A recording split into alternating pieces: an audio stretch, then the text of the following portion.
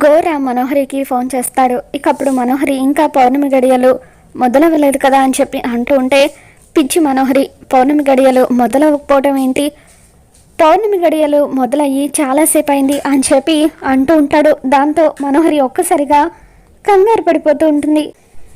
గుప్తా ఆరుని తమ లోకానికి తీసుకెళ్ళిపోదామని చెప్పి తన ఉంగరంతో మంత్రం చదువుతూ ఉంటే ఆరు హఠాత్తుగా ఇంట్లోకి పరిగెడుతూ ఉంటుంది. మనోహరి రూమ్కి అంజు వస్తుంది. ఆరు గొంతుతో మనో అని చెప్పి అంజు పిలవగానే మనోహరి ఒక్కసారిగా షాక్ అయ్యి భయంతో అలా అంజు వైపు చూస్తూ ఉంటుంది. తర్వాత అక్కడికి అమ్ము కూడా వస్తుంది. ఆరు ఎవరిలోకి ప్రవేశించిందో అర్థం కాక మనోహరి అలా టెన్షన్గా వాళ్ళిద్దరి వైపు చూస్తూ ఉంటుంది. కాసేపటి తర్వాత వంటింట్లో వంట చేస్తున్న బాగి దగ్గరికి మనోహరి వస్తుంది.